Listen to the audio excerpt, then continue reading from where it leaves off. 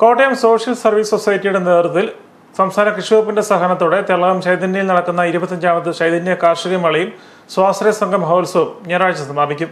മേളയുടെ 7ാം ദിവസം ഭക്ഷ്യസുരക്ഷാ ദിനമായി ആചരിച്ചു. പൊതുസമ്മേളനത്തിന്റെ ഉദ്ഘാടനം government chief whip doctor N Jayaraj നിർവഹിച്ചു.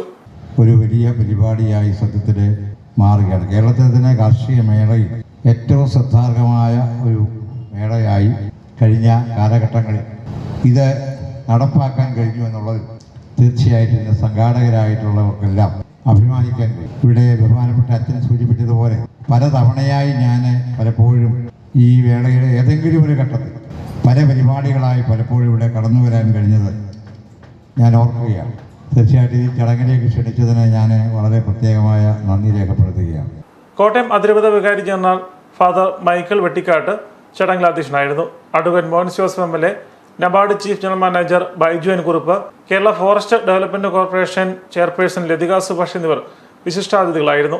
Kerala social service forum executive director father Jacob Mavunkal, father Sunil Perumanoor, Uzhavoor ഗ്രാമപഞ്ചായത്ത് president Nugent Joseph, NABARD Kottayam district development manager Reji Varghese, Ettumanoor block panchayat അംഗം James Kurian, Kottayam municipal councillor TC Roy, Saint Vincent de Paul society Kottayam അതിരൂപത പ്രസിഡന്റ് ടോമി നന്ദിമുതൽ, KSSS വനിതാ സ്വാശ്രയ സംഘം കേന്ദ്രതല president Lissy ലൂക്കോസ്, programme officer Sijo Thomas എന്നിവർ പ്രസംഗിച്ചു.